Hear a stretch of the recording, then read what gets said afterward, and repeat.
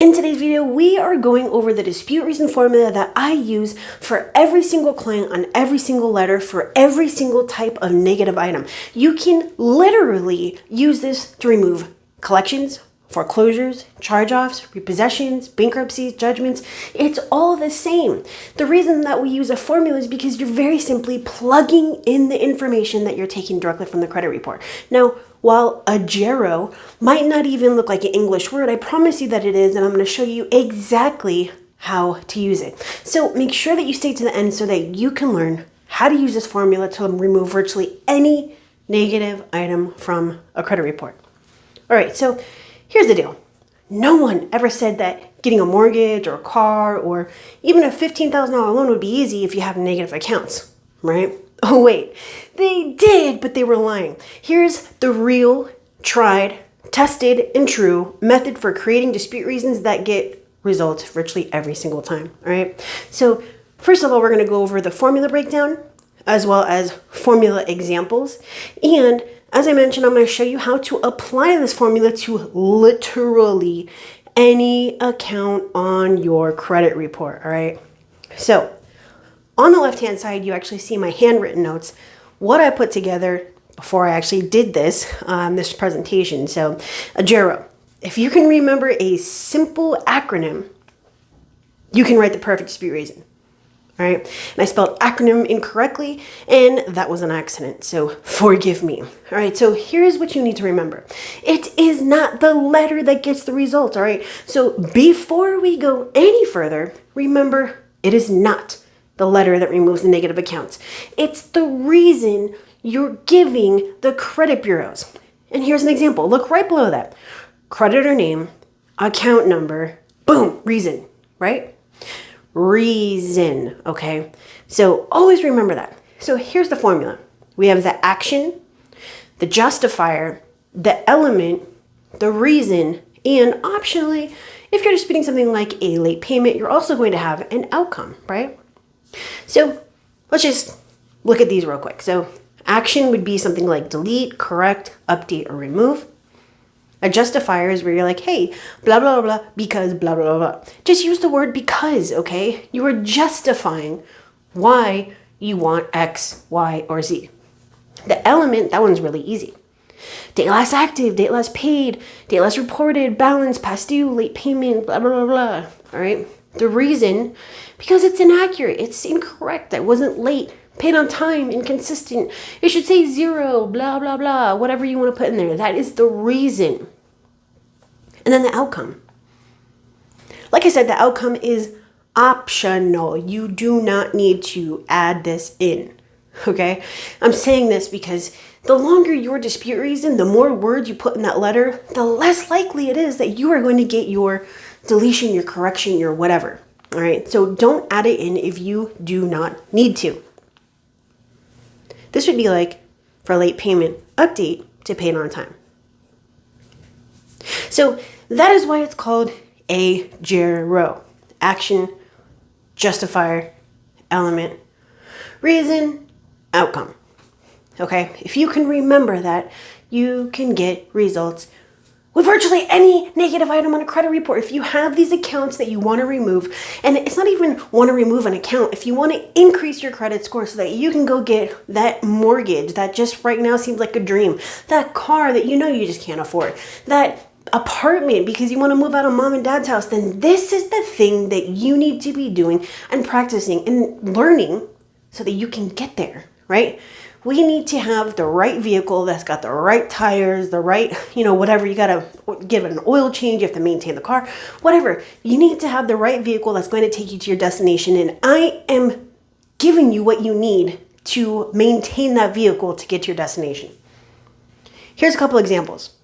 So for the action, we're using A, justifier is J, element E, reason R, and outcome O. And it did actually change my reason to the registered symbol, but you get the picture. Example 1. Delete this charge off because the date last reported was reason, blah, blah, blah, even though it said it's verified. All right. What are we looking at? Well, delete is the action. J is because. Element is the date last reported. And the reason is because the information's not the same. Like, you have Equifax showing this, Experian showing this, TransUnion showing this. So you're just plugging that information in. And obviously I wasn't going to do that all there, so that's why that part's missing. And even though you said it's verified, you don't have to put that on there, but you can if you want to, all right? So here's another example. Remove the late payments on January 2020 because I paid on time. Update to paid as agreed for inaccuracy. So what are we looking at? Remove is the action. The element is late payment. The justifier is because. The reason is I paid on time. And the outcome, like I said, it's optional, is update to paid as agreed because we want to tell them what we want them to do.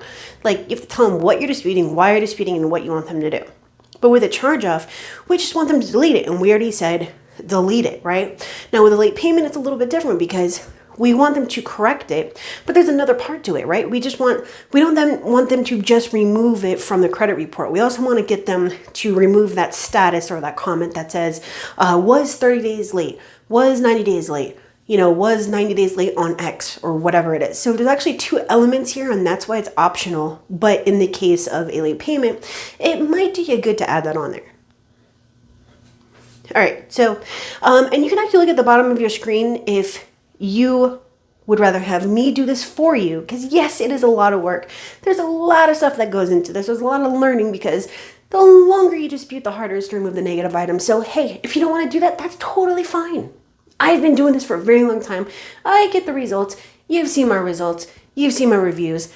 You see what people have to say about the results that I get them. And guess what? I'm the only one that's giving the copies of the disputes. I'm the only one using this to actually be for the consumer, you, the consumer, to actually get them where they need to be, right? So if you want someone who's going to be by your side and do the right thing for you, then use the link on the bottom of the screen, vcita.com/expertcreditsweeps, and you can see if I can do this for you. It's really, really simple, all right? Now, back to this. We have our account example for late payments on the left, and on the right, we're going to break this down, all right? So we're going from general to very, very specific, and then we're going to wrap it all together. I really wanted to make sure that you understood this, as you can see. So for January, we have Experian and TransUnion showing okay, but Equifax late, and then it's the flip side for February. And then the date last paid is obviously going to be different, right? So the action is going to be update. Element is payment history. The reason is that on January 2021, it's reported as Equifax, TransUnion, Experian. You would just plug those dates in there, right? And then 2/21 is reported as Equifax, TransUnion, Experian. So what you'd be putting there is Equifax and TransUnion show okay or paid as agreed, and the third bureau is late, right? So, and then obviously for February is going to be flipped, okay? Just so that you know what to put on there.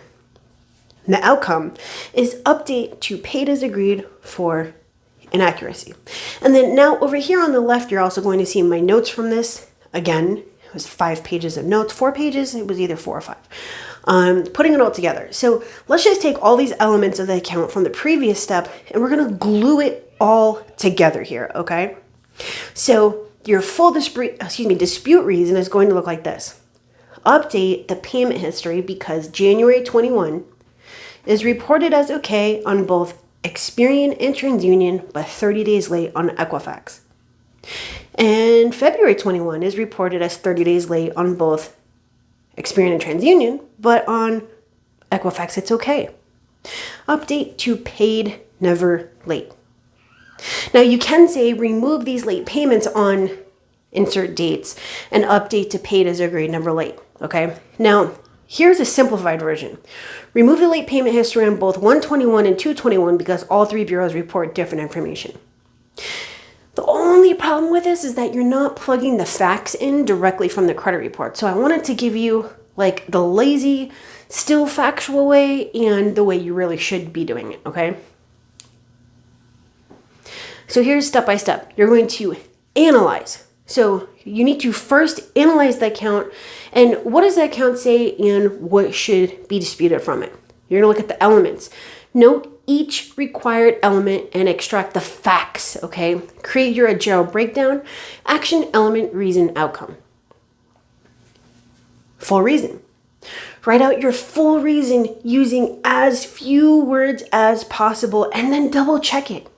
Double check to make sure that the facts are listed, that your arguments make sense and can be easily understood. Because remember, we're dealing with computers. We're not dealing with people who can use logic and reason and say, oh, well, they probably meant X or they probably meant Y or they probably meant Z. It's going to be a computer that says, I don't understand this. So we do not understand the nature of your dispute. All right, you have to remember that. You have to practice it. So here's okay versus not okay. Okay, so example number 1, delete for inaccuracy because the balance is wrong. Example number 2, this account needs to be removed because the balance is wrong, and if you fail to verify this account, federal law requires that you delete it. Which one do you think is correct? Without even looking at the check marks at the end. Because maybe I put them backwards, who knows? Example number 2 is incorrect. You want to make it as clear, concise, and simple as possible. And like I said, plug those numbers in. The balance of X is wrong because I paid on time, because the balance should be Y, because the balance should be Z, because I paid this 3 weeks ago with using check number 1, 2, 3, 4, 5. All right, so here's the process. And it's really simple when you look at it, okay? Analysis, the reason breakdown, putting it together, and then double checking it, okay? You always want to use the same process. You always want to use the same formula. You always want to use the same breakdown because all you're doing is laying it out, plugging the information in, and then gluing it together. Like, how much easier, how much simpler do you want this? I am literally handing you the keys to your new vehicle that's going to virtually every single time get you to your destination, but you have to use the keys that I'm giving you. If you don't, you're going to end up breaking into this car, and then now the car is not going to work correctly because you jimmied the whatever. You get what I'm saying? You need to take care of this. You need to use these keys so that you can actually get there, okay? I want you to get there. I want you to be successful. This only benefits you, but it's not going to if you don't use it, all right? Okay, so, and I went backwards, so let's go forwards a little bit, process. And here's the end of it. Now, I did put the advanced reason decisions on here, and I'm not really going to explain this too much, but I will just go over this quickly, all right? So you have your action plan. You have reason number 1. When it comes back, you have to determine, okay, was it verified with no change? If yes, then go after the date last reported. If no, go after your new reason. And then it kind of just goes all over the place from there. There's literally a decisioning process for every single reason, every single time. There's an action plan. There's, it's not, here's the thing. And I'm like stumbling over my words right now because I'm trying to figure out how to say this. Other companies, other people who don't know what they're doing, their action plan is always to back up the original plan. Like plan A is also B, C, D, E, and F. And B through F all back up plan A. Like there's nothing different about it. Okay, it didn't work. Okay, let's send that same letter, but let's just say that it's our second attempt. It's our third attempt. We're going to intent to sue. It wasn't verified. What's your method of verification for the same thing that I told you it was unverified? You get what I'm saying?